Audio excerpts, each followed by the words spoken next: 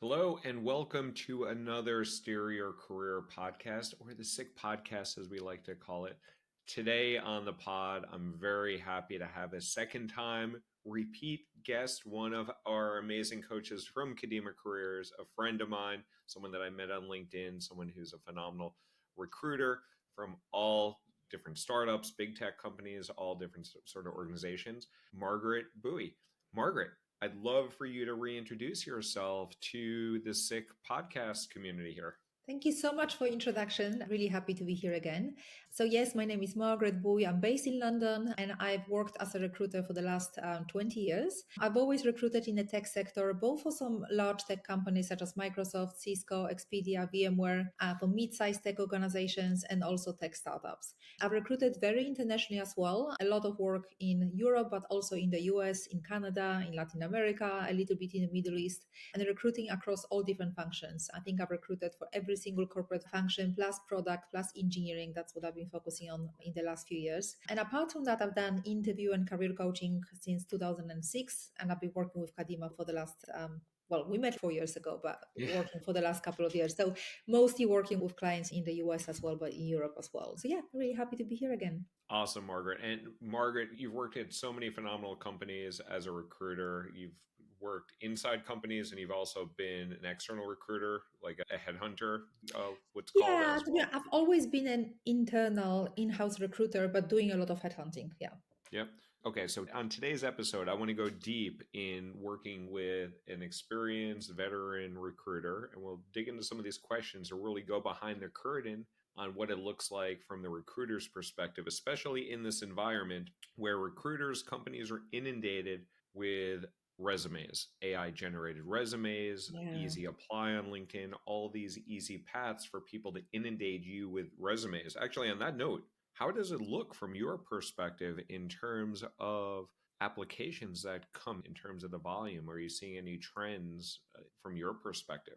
Yeah, I like right now I work for a B2B SaaS company called Mixmax, which is probably the smallest company I've ever worked for. So we don't get 2,000 applications or 5,000 applications per role. I think you gave an example that one role at Google received 18,000 applications. That's not the case for us, but we get enough applications. So as an example, I actually just looked at the last three positions and one had 243 applications. One that's actually still open right now had 180 in total, and one had 133. This is not thousands, but you still need to make yourself stand out. So when someone hits apply, especially on platform like LinkedIn or our applicant tracking system, we use Greenhouse, the companies typically receive hundreds of applications. And in general, I would actually recommend that you don't apply via LinkedIn because depending on the setup, your job might go not to the ATS, but it might go to just like a LinkedIn inbox. Yeah, that's So true. in general, it's a good idea if you see a role. Sometimes you can apply via LinkedIn and the role will go directly to it. It will redirect you to the career site. If that's the case, then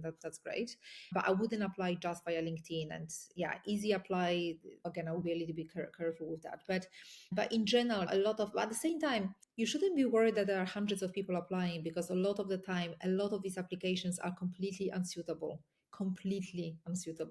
I've had roles that I've recruited for where maybe 10 or 20% of the candidates only had the relevant experience for what I was looking for. And I actually remember once looking for a German speaker, and that was I think it was the second requirement on the job description. It was at Expedia. How many people spoke German? I think 3 out of everyone who applied. Wow. So I also wouldn't be worried that there are like sometimes you see on LinkedIn, 500 people applied or 1,000 people applied. Firstly, when you look at LinkedIn, you will see how many people started the application process. That doesn't mean that they completed the process. But trust me, a lot of these people, they might not be suitable and they might not be eligible to work in the US or in the UK, or they just might not have the work authorization. They might just not have the relevant skill set or the relevant industry experience. So I spent really like the first, it's not really that long. It's several seconds scanning for firstly like a clear, relevant headline or a title on a resume. Definitely at the most recent, directly related experience. So how relevant it is, what you're doing right now, how relevant is it to the position that I am actually interviewing for? I also looked at the the companies that you worked for. So like Mixmax is in a B2B SaaS. And again, typically for a lot of positions, we actually do prefer the B2B SaaS experience. So these will be the things that I look at first. And if I don't see relevance fast, and move on, especially for popular roles. Like we don't really have time to dig. Like you want to make it easy for the recruiter to see within seconds of looking at your resume that you have relevant experience. So another maybe misconception that I see is that people think that the ATS will just reject them automatically. And you can set it up that way if you have any like pre-filter questions and questions like, for example, are you eligible to work in the US without sponsorship? And you say no, then maybe your application will be rejected automatically. But I have to say, in every single role I've had, I looked at every single application manually. And that's the case. Like I spoke to a few recruiters asking if they do that, and they all say they do. So typically, ATS can sort your resume. That can maybe, you can search for specific keywords within many applicant tracking systems, but I think in most cases, recruiters will look at applications manually. And once someone stands out, I review their full experience. I might look at the LinkedIn profile.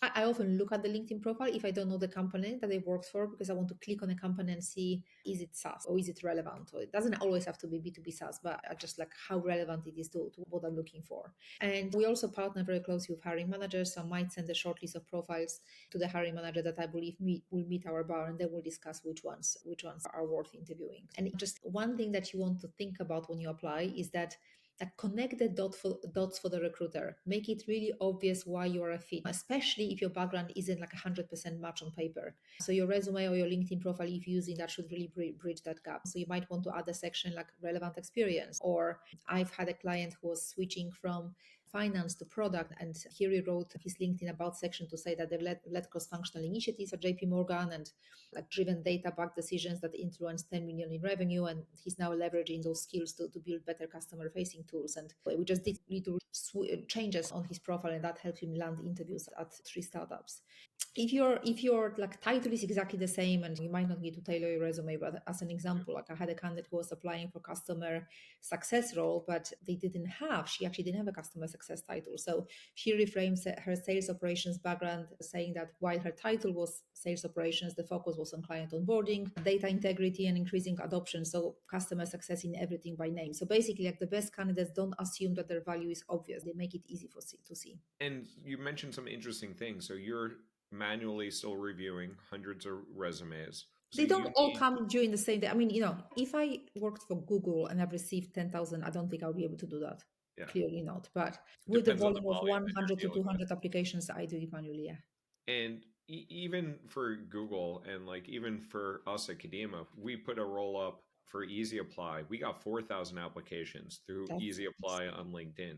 And it was like I didn't have the time to go through those 4,000 applications, and Google would not have the time to go through those 18,000 applications. So they're typically culling those applications down using some filters. I'll tell you what yeah. I did, but and you've What did worked you for what did you actually do when you had 4,000? What did you do? what I did is I took the 4,000 applications and I was able to download them from LinkedIn because I'm not using an ATS. We can't afford an ATS at this point, so we're using LinkedIn.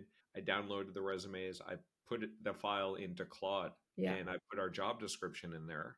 And I said, hey, tell me who the 10 best candidates are that I should look for additional, like that I should dig deeper into or some Yeah. prompt like that, and it spit out about 10. And from that, then I looked at those applications and I identified 5 people to speak with. That's what I did. So that's actually a good point. I do use ChatGPT as well. I would still look at these applications one by one, but sometimes, as an example, I'm looking right now for a growth marketing manager, and that's a role that requires PLG, product-led growth experience. And the role is, I haven't recruited for a role like that before. I've recruited for a growth product manager, but not for the growth marketing manager. And what I've learned throughout the process is that a lot of people who call themselves growth marketing managers, they actually just demand, not just, but they are demand generation marketers. So they just work at the top of the funnel, whereas we need someone who's done experimentation and like onboarding and just basically they've worked throughout the entire funnel. So most people who've applied, probably 90% of people who've applied, they actually were not suitable. So I've been sourcing directly. But again, I've actually been using ChatGPT because the role was new to me. And again, it's exactly what you've done. I posted the job description, I posted all my notes from the conversation with the hiring manager. And out of the people I've put in my shortlist to long list, I should say, I've done exactly what you've done as well. We ask us to rank the candidates. And I have to say, ChatGPT was actually amazing because it explained why they are suitable or not suitable. I've actually learned a lot, I have to say, during this process because it was a new position for me as well. Yeah. And because different recruiters, I'm acting as a recruiter also at Kadima because we do hire people and we are actually a recruiting company as well. Different recruiters use different processes to take a big number of applications, a cull it down to a smaller number, to look at a smaller number, and then eventually chat with some of, have conversations with some of Yeah. those leads. That being said, so you're getting inundated with a lot of resumes or applications through coming in through your ATS or LinkedIn. How else do applications come to your desk? Is there, like, what about referrals? How do referrals play into this mix? Yeah. Okay. So we get the applications. So in general, I do a lot of every single time I do sourcing directly on LinkedIn. So I would go on LinkedIn and try to find candidates that seem to have experience that I am looking for. And for our listeners out there, sourcing is when you're identifying people and you're proactively reaching out to them rather than waiting Exactly. for Yes. people to reactively apply to you. Yes, absolutely. I will proactively identify candidates who seem to have relevant experience and I will approach them asking if they would be interested in a specific position I am hiring for. So that's actually where we typically get the best candidates. But we also have, we actually don't post jobs on LinkedIn right now, but we have the positions posted on the website. We get a lot Because more it applications. costs you money, right? Yeah. Yeah. Yeah. And that's why, and Yeah. that's why we're not posting on LinkedIn, but we'll get even more applications if we are posting on LinkedIn. So yeah, referrals absolutely as well. Most companies I've worked for, they have some sort of referral program. So yeah, if there is an internal referral, someone will just probably message me on Slack and they will upload the candidate via the system as well and mark it as as the referral. So it's definitely good to be referred because at least that will make me look at that candidate's application first. That doesn't mean that you will be considered if you're not suitable, but there was actually one example when it was an engineer who referred another engineer. When I looked at his profile, I'm like, he's just too junior. He's more like a mid-level. He's not senior. But I said, have you actually worked with this guy? Because it's one thing when you refer someone that you've met at a party 5 years ago, but have you actually worked with this guy? And he did. And he actually gave me like a good overview of the projects he's worked on and why, and explained why he was a strong candidate. So we've interviewed these candidates. Okay, we didn't actually end up hiring him because we hired someone more senior, but he did pretty well in the process. And if he wasn't referred, I would have rejected him because based on his length of experience and just like the companies he's worked for, he was more like a mid-level person.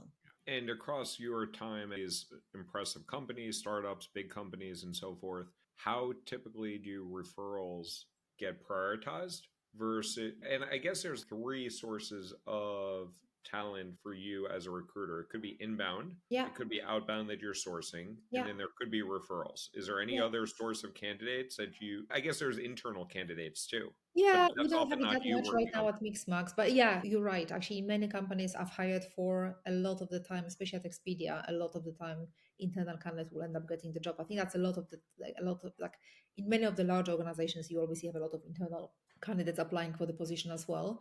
So right now we don't have a proper process around referrals. If someone recommends a candidate, I will just contact them probably on the same day or like the same week, certainly. But in other companies I've worked for, yes, there was a process that I think referrals had to be contacted within, say, 72 hours or something, and just to ensure good candidate experience. So a lot of companies will prioritize referrals, definitely.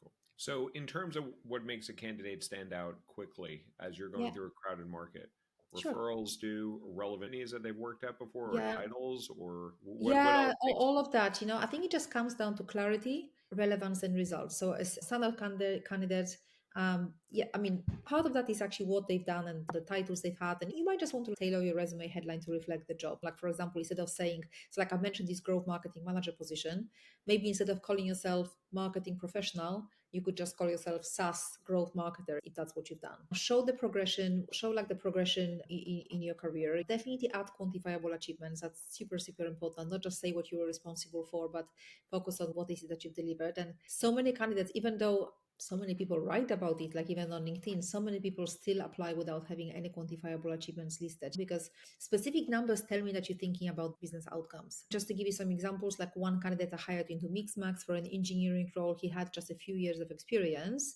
Again, that was for a senior role, but his resume, it showed clear impact, GitHub activity, open source contributions. And during the interview, he connected the dots between product goals and user outcomes. So that kind of level of clarity was a win. Another example was a candidate who, on her resume, she said that she built onboarding sequence that cut time to first that value from 14 days to 4 days. And that again showed me that she understands user experience, product goals, and business outcomes, and that she can quantify her work's impact on retention. And also standout candidates, they show genuine curiosity, so they really ask thoughtful questions during the interview. They reference specific pain points from our website or a product, and they demonstrate that they've done the research. So that level of preparation really signals to the hiring managers that this candidate will just hit the ground running. So you're a recruiter. You look at lots of CVs or resumes. They call them CVs in your neck of the We woods. call They call them them we call them resumes CVs on in my side of Europe, the but pond. everyone knows it's the same thing, CV or a resume. Yeah. And you look at LinkedIn profiles and talk to me about how you look at each of those. Do you put more weight on one versus another? How do those complement each other? How do you, as a recruiter, is one good enough? Do they need both? Talk about like resumes and LinkedIn profiles and how you use that as a recruiter to assess Yeah, yeah, that's a good question. If your LinkedIn profile is properly completed and optimized, I don't really need to see your resume. But a lot of LinkedIn profiles I see they actually not completed and they're not optimized. that kills me. And That kills me. It's yeah, like free real estate for I you as know, I know, I know. This is actually brilliant. So, in general, I do not mind. I think I prefer the resume slightly because when I upload it to our, or when it's uploaded to our applicant tracking system, typically you already got the contact details and all of that stuff. But in general, honestly, as long as the LinkedIn is completed and optimized and you have your company names and you've got quantifiable achievements, I don't really care whether you've applied with your resume or your LinkedIn. I just want to understand like where you've worked, what is it that you've delivered, how relevant it is. So I personally do not mind whether it's resume or LinkedIn. Yeah, but what always surprises me, and I guess people maybe do this easy apply, when they apply with a LinkedIn that literally has nothing, the LinkedIn profile will yeah. just have the job Oh, titles. it's a waste of time. It's a waste of your time. If they like look super relevant, as in they work for a direct competitor, I'll probably still contact them. But otherwise, like, why would you even apply? And I know you teach not only like you have a great digital course on how to optimize your LinkedIn profile, you do a webinar for people how to optimize LinkedIn profile. I don't want to go too much into that, but do you have a tip or two for people to make like their LinkedIn profile attractive to a recruiter that would stumble upon it? Is it similar to what you were saying on the resume side? Yeah, I mean, just in general, LinkedIn is where recruiters look at before they post a job. It's basically a live platform where your digital presence either invites opportunity or it doesn't. It's really essential that you have a LinkedIn profile because that's your dynamic resume plus your online presence. So just very briefly, what works. So headline, add keywords and maybe even a result. So instead of say a marketing specialist, you can maybe say try B2B SaaS marketer, 3 product launches, 8 million pipeline impact. You don't always have to mention in your headline, but mention some keywords that are relevant to the positions that you're applying for. Then in your experience section, you don't need to copy and paste your resume, but just have a few bullet points in each position that showcase context and outcome. So outcome will be very, very important. And a lot of the time, if you have no metrics on your LinkedIn, I will not contact you, especially for a role where you should really have them. And about Although, section, what if they have a logo of a company that is either a competitor yeah, or I'm a probably logo? still gonna contact them. I will still contact them. So you actually, if you have worked for like well-known, recognizable companies, or even if they're not recognizable to other people, they like in our space, I would still contact you. So Yeah. you're lucky in that respect. But if you haven't Yes. and you don't have that information, because then I think I'm unlikely to contact you. So you're very right. If you have that good pedigree, you work for like really relevant companies, that will probably matter less because I know some people just haven't worked on the profile, but then when I talk to them, they send me the resume and the resume looks great. So it just might be that they neglected the LinkedIn. But if I am as a recruiter looking for candidates and I have plenty of them to contact and a lot of people have some metrics, have some achievements, and one person has nothing, why would I contact them? Yeah. And as a recruiter, as someone reaching out and sourcing candidates, and I know you've sourced, you might have sourcers on your team now. How do you attack a role that's open? So you said you have this growth marketing or demand Yeah. marketing person. How do you go about identifying? You'll put the role out there on your website. You're not going to put it on Hmm. LinkedIn because it costs money to Yeah. do the role there. So you're going to get some people inbound on your website, but Yeah. you're also going to go source candidates. Yeah. So, talk me through your process as a recruiter. You have this job description. Let's say it's a director of growth marketing. Is it Yeah. growth marketing? You said? Yeah. It's Yeah. actually a growth marketing manager, but yeah. Okay. Growth marketing manager. Growth Yeah. marketing manager. So, you're trying to identify, and is the role located in London or where is it No, located? the role actually can be located where we're not hiring in the US right now, just because it's more expensive, to be honest. But we can hire in Canada, we can hire in Latin America, we can hire anywhere in Europe. Okay. So, you're looking remote. Yeah, we're looking remote. The hiring manager is actually based in New York for this position. So what I do, I will go to LinkedIn Recruiter, which is a tool that recruiters have that give you access to everyone on LinkedIn, which is right now over 1 billion people. Yeah. So I would go onto LinkedIn, open a project, and I would use different search criteria. So I would try different job titles like growth marketing manager, growth marketing lead, maybe just growth So, marketer. you would start with titles. I would start for this specific position, I would start with titles. And Um, currently in those roles or any time yeah, in I the past? typically look at current, which is actually a good point, right? Because if you've been laid off and you have a past title, I might not be able to find Yeah. you in that. But I sometimes look at current and past. It just depends on how many candidates I have. I actually need to find some new candidates. That's a good reminder. I'm going to look at people in the past role as well. Okay, so you're looking at role, and then what So other filters are you applying? another one, so I always try different things. Job title is first. Then I'm also going to look at companies these people have come from. So I would run one search and I will get ChatGPT to create that for me, even though I know a lot of them. But I will have a list, like a Boolean list of B2B SaaS companies locations. I have this list of best companies in the US and best companies in Europe. So I will try with different B2B SaaS companies. I would try that list first. And then if once I've exhausted that, I will maybe remove the names of the companies and I will maybe just put like computer software or even put nothing at all. But I will then use different keywords. I might do so we really need PLG experience, which is product led growth for this specific position. So I will also try keywords like PLG or product led growth Which or is a bullshit onboarding term or that has just been created in the last 5 or 8 years anyway. exactly. That's why this role has been a big Like challenge. we led growth, but I don't Yeah. have that on my resume. I know exactly that. And that's why exactly that. A lot of people will not have that keyword on the resume. That's why I'm looking at companies that are product led growth companies as well. And again, ChatGPT is great for identifying them. But in general, I'll be looking at the job titles, I'll be looking at different keywords, I'll be looking at different skills. So if there are any specific skills listed on the job description and you have them, but if they're not on your LinkedIn profile, I will not be able to find you. So you're doing, what about years of experience? Do you filter on years of experience at all? I do so depending on the role. For this role, yeah, not always to be honest, not always because here it's open as to how experienced they can be. I might just do like minimum, we really need like minimum 5 years of experience here, ideally more.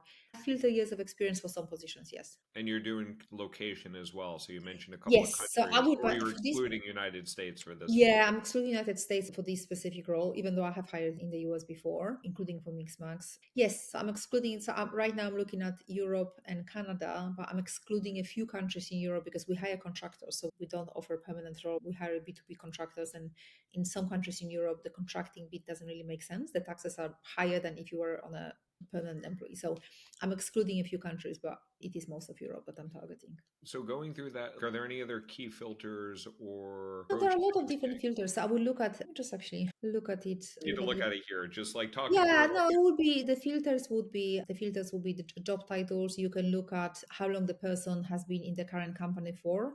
So for example, if I have a big search, I don't want to contact people who joined the company 3 months ago. So in the search filter, you can look at people who've been in the current company for say at least 1 year. So you can do something like that. So you can search by years of experience. You can look for minimum amount of experience, maximum amount of experience. You can look by the university they went to. You can search for someone by a specific degree. You can look by specific keywords, by specific skills. It's a different, yeah, it's a different search. So it's either your skills are either listed as keyword or in your skills. So there's actually quite a lot of different search criteria that you can use depending on how specific you want to be. What about schools? Do you ever care about schools that people attended? To be honest, right now, no, not in my current position, but I have worked in roles where it was absolutely very important. For example, when I worked for actually at Expedia, I remember some of the positions, there was some kind of a role where they really wanted someone with an MBA. So I'll be just looking for people with MBA. And of course, I was looking at someone like, say, London Business School or INSEAD or, yeah, not in my current position, but yes, I've done that in previous positions. I also remember once working for another company and the CEO was looking, he just wanted people from like top 20 universities for some kind of a business analyst role, which is maybe a little bit biased, right? Because not everyone can afford Yeah. to go to the best university, but he was the CEO and he was like, I just want people from these top 20 universities in the UK, and the role was based in the UK. So that's what they Yeah, picked. it's a good proxy. If you hire someone from Harvard, they're probably going to be expensive, but they're probably going Yeah. to be smart. Yeah. Yeah. Yeah. Yeah. And as you're going through a search like this, how likely do you think it will be that you will find a candidate from the cold applications that are coming to your site versus someone that's referred in versus someone that you're sourcing? Or like an internal candidate, you're Yeah. probably not going to get at a small company like yours. So that's probably, Yeah, it's a very good question. It really depends on the position. In general, we get the best candidates from sourcing because we can be very specific about what we are looking for. I actually looked recently at people we've hired who applied directly, even though we had source candidates. We actually, so don't ever think that you're not gonna that you can't get considered if you apply directly, because we certainly hired plenty of people, not just at Mixmax, in every single company I've worked for, we always hired people who apply directly. But it's harder to make yourself stand out, right, with the number of applications. Typically the people we hired, they were just like a really fantastic fit for the position, from just like the types of companies they've worked for and level of seniority and the level of experience. So yes, you definitely can get hired from applications. I got hired from applications as well. But yeah, if you can get referred, I think that's better. To be honest, right now I'm not getting a huge amount of referrals, and the referrals I got here, they were not necessarily, they were not all great, let's put it that way. But yes, in other companies, the referrals would be prioritized, especially like from someone really senior. So it's definitely a fantastic idea to get referred if you can. So it really depends on the position, because I've had roles where literally like hardly anyone was suitable from the people who applied, and I had to go to the market and do the direct sourcing headhunting. And I've had positions where I've received so many great applications that I barely had to do any sourcing. So it just really depended on the position. In this role that you're hiring for, you're the recruiter, you're working with a hiring manager, probably like Yeah, a director of growth marketing, VP. Yeah, maybe the yeah, CFO VP of or marketing. something. Yeah, How, and you as a recruiter work with multiple, like lots of different hiring managers across the yeah, organization, not just at your current company, but throughout your yeah. career. How often would you say the hiring managers are engaged in the process and will post that role on LinkedIn? Oh, that's a very good question. It really depends. It really varies hugely. Obviously, the hiring manager, yeah, it really varies. Like, of course, the best hiring, typically the strongest hiring managers are the ones who are very engaged with the process, and they know that they need to take accountability. They are the ones, the best hiring managers I have worked with. They are the ones who, even before the position is posted, they will speak to their team and ask, could you know who could be suitable for the position? Yeah. So those would be the best hiring managers. If you can find someone without advertising, why wouldn't you do that? You would do Yeah. that, because otherwise you're gonna get hundreds of applications. So yes, the best hiring managers I've worked for, who came from like really good companies with like really strong hiring processes. I've had a lot of hiring managers who came from Amazon, for example, and they were like obviously really well trained on interviewing, and they were just like really strong hiring managers. So the best ones I've worked with, they were very engaged. And yes, they would post the position on LinkedIn. They would do those, like sometimes even do some informational interviews, forward the candidates that look good who contacted them directly. And yeah, they just will be engaged, and they'll be the one asking for updates, and like they'll be very engaged, making sure that we sell the role to candidates as well. But then there will be a lot of hiring managers who are maybe not so engaged, and you need to chase feedback, and yeah, the process is a little bit slower. So yeah, it's been a real variety of different hiring managers. Yeah. And I've always been a very proactive hiring manager Yeah, no, myself. the best managers are, yeah. Some recruiters liked me. Like some recruiters thought I was a little annoying and a micromanager of the process, and I'm somewhere in between there. But my hypothesis is that most hiring managers are not that involved in the process, Yeah. and most hiring managers are not posting that role on LinkedIn. And my Yes, guess you are is completely probably right. Yeah. 90% plus of hiring managers are not posting the role on LinkedIn. I completely agree. I completely agree. It's actually quite rare when they do, and yeah, it's actually quite rare when they do that, because some of them, they not just post the role on LinkedIn, but they maybe get the team to post the position as well. But you're very right. Not that managers And do there are a that. lot of hiring managers that are like, I don't want to get bothered with candidates. And I think that's a Exactly. terrible approach to take because this person you're going to be on your team. And if you don't want to be approached by someone proactively, Exactly. I think it's asinine, but a lot of people do that. So that's why Yeah. I Yeah. see people on LinkedIn, some career experts, and there's 311,000 out there that say, look on LinkedIn for a hiring manager at a company and like hiring manager at Mixmax or a hiring manager Yeah. at Salesforce or a hiring manager at Amazon. And while you might find, or because on LinkedIn, you can put that hiring circle on if you're opening a role. So you might find some people that are actually hiring because those hiring managers probably posted something on LinkedIn.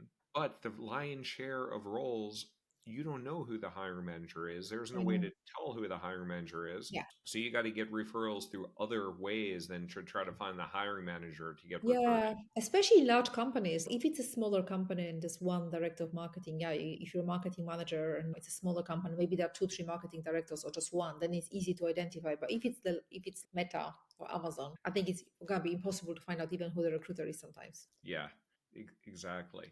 And that's why our approach at Kadima is build relationships at Amazon or Salesforce and then build advocacy within there. And then those individuals can look internally on your behalf because as an Definitely. outsider, you're never going to be able to find that. And a Yeah, I lot of mean, hiring managers don't want to declare that, which again, I think is asinine, but That's what Yeah, they I trust in agree. you. And sometimes he could be a good recruiter. So, as an example, and I know not every recruiter will come back to you. Like, I remember when I worked at Expedia, I had a lot of, and I'm using Expedia because I was there for 4 years, which was like the longest out of all the companies, but I was there for 4 years. And I remember I would get a lot of people would contact me every single day, to be honest, just interested in Expedia. If they were like a really strong candidate, I would actually encourage them to stay in contact with me. And listen, I haven't got anything for you right now, but feel free to check the website. And if you see anything, you're very welcome to message me. And even if I'm not the recruiter, I will put you in contact with a relevant person.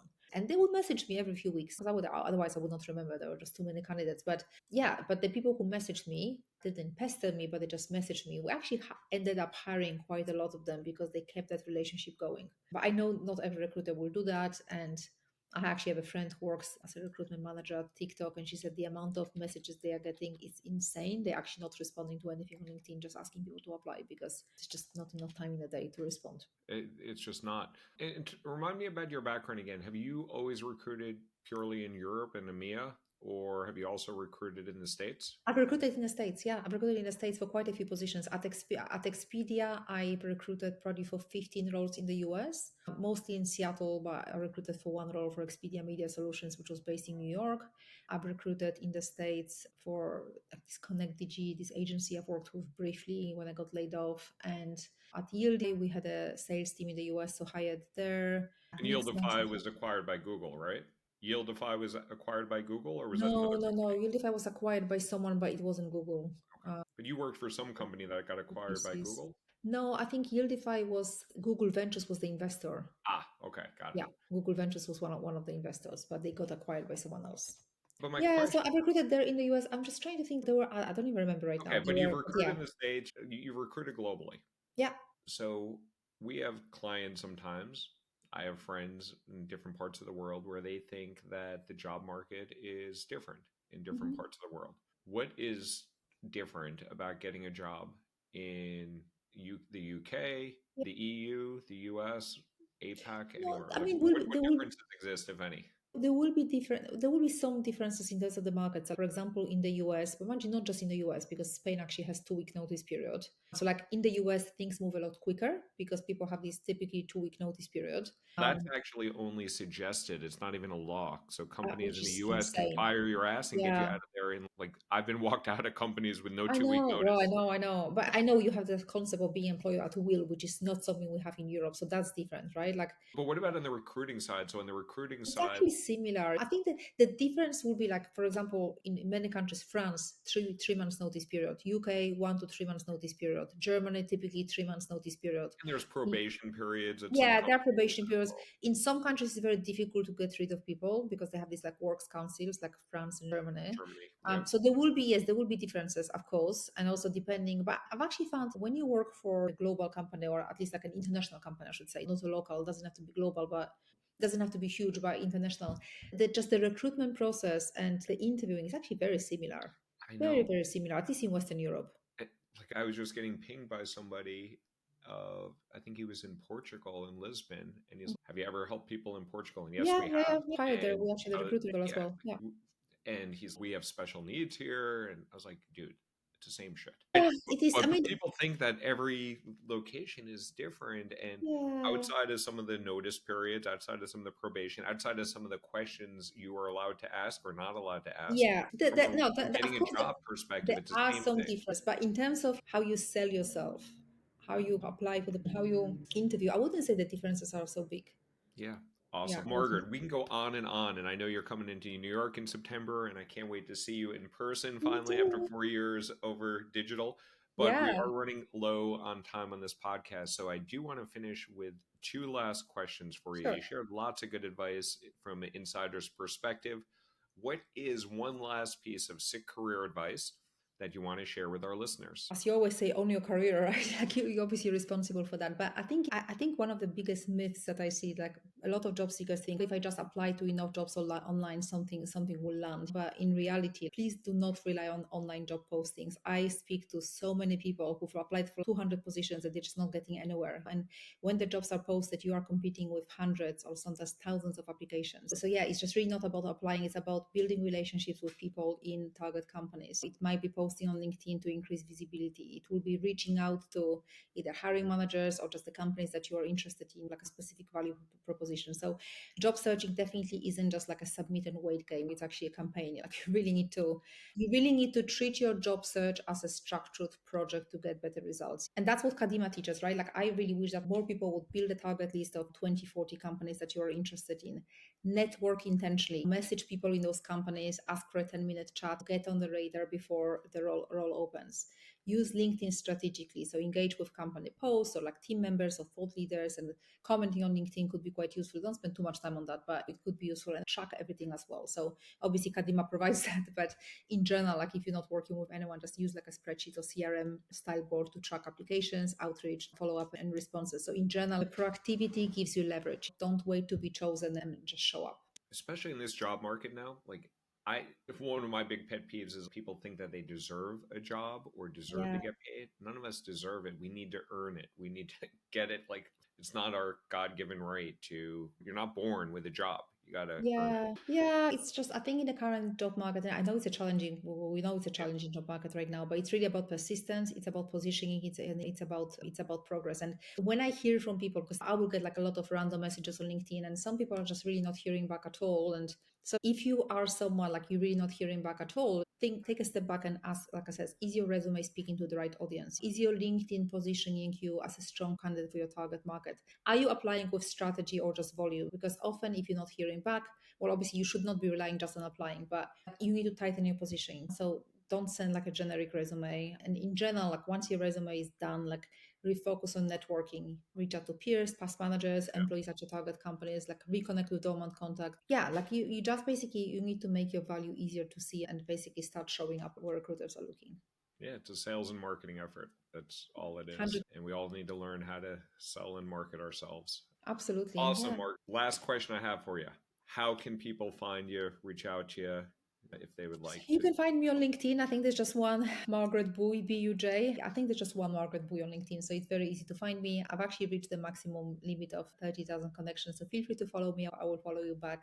But yeah, feel free to message me. I'll be happy to help. And I also run a monthly LinkedIn profile optimization webinar. So again, if you go to kadimacareers.com and look at events, you will find the date for the next one as well. Awesome. Margaret, thank you so much. I always learn so much. I always love catching up with you, and I can't wait to see you in person Just guys, later this year. enjoy the rest of your day, Alan. Thank you.